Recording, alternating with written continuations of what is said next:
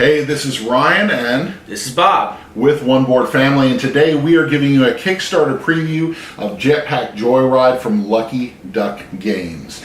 Now, Bob, when we received this game, I was super intrigued in how Lucky Duck was going to pull off turning a Endless Runner app into a board game, because that's the thing. I love Jetpack Joyride. That was a game that I downloaded onto my Android. I played it a bunch. The kids played it. They had it on their tablets. It's essentially Barry Steak Fries is flying through and using all this cool technology and using this jetpack to get from one end of this huge facility, industrial complex, and flying to the end. It's a really cool game, collecting coins all the way. So how do you do that in a board game?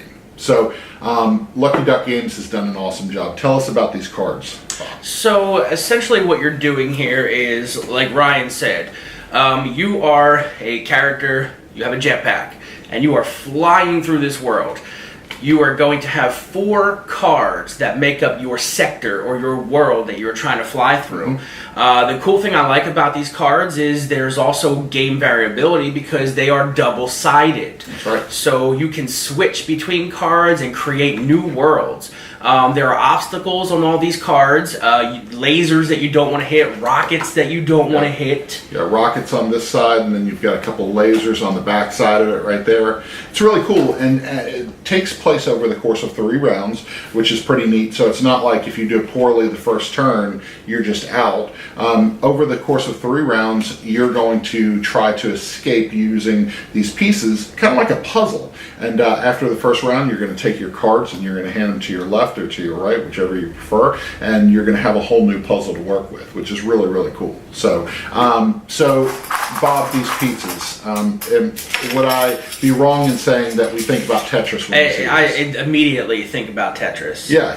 Yes, So or these pieces, Blockus, yeah, Tetris or Blockus. Yep. So these translucent pieces, they're yellow. They're really, really cool. They come in like, I think, 4 or 5 different shapes. Yep. And each time you grab a piece, there's going to be in the middle of the table, there's going to be a pile of these pieces. You're going to grab a piece and you're going to try to set it on your map, trying to dodge the lasers, trying to dodge all the different obstacles, and to get coins. So when you run through coins, you're gaining victory points, right? This is a grid pattern on all of these sector cards. So those blocks are going to line up with the grids. Now, we'll say this is a real-time game. So these pieces will be in the center of the table, and everyone will be grabbing these pieces all at the same time.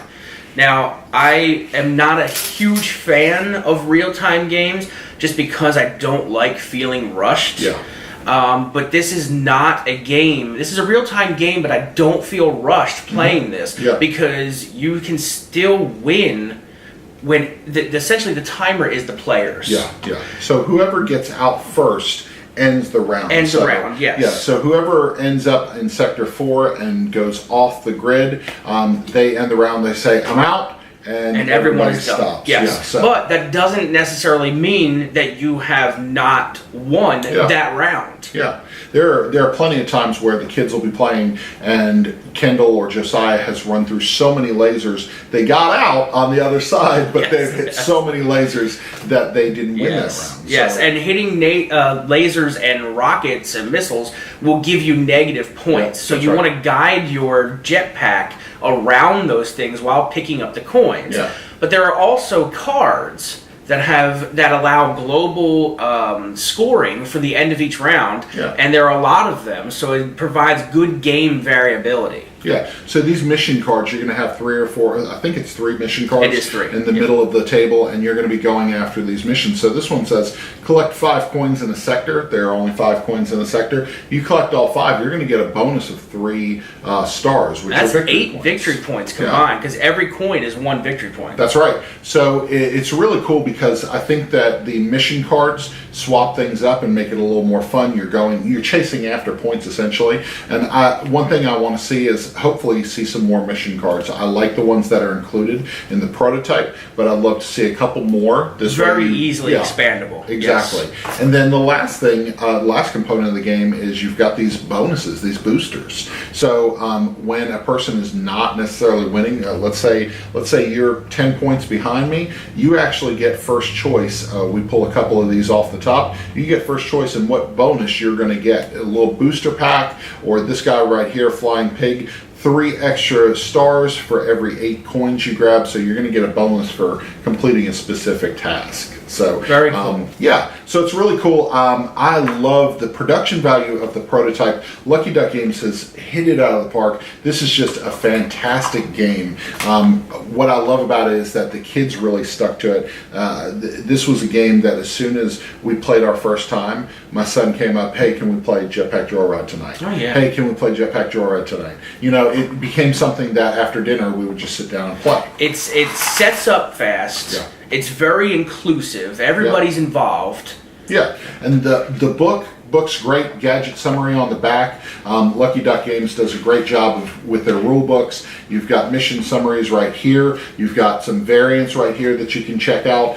This is just the prototype, like we said, but I know that the final production copy of this is just going to be so much more. I guess my one criticism for what we've seen is the scorecard. As highly produced as the scorecard is, it's really nice.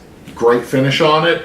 Looks really good, goes with the game, but there's not enough space on here, Bob. You know, yeah. I wish that there was like how many negative points How many negative points, stuff like that. I want to see a little more space on here so that everything can be recorded, calculated. Right, as of right now, we kind of use our cell phones, or we count it up and then we give another total, and then we cross it off usually. Keeps all your positive points, all the victory points you made, but it doesn't account for how many lasers and missiles that I'm going to hit, because I know you will hit a lot of missiles and lasers. I am not good at this game, but I love it. Yes. This is a fantastic game, and because this is such a visual game, we wanted to make sure we did this preview in video, because this is the best way to show it. So if you are interested in seeing Jetpack Joyride get funded, head over to the Kickstarter. It's in the link below.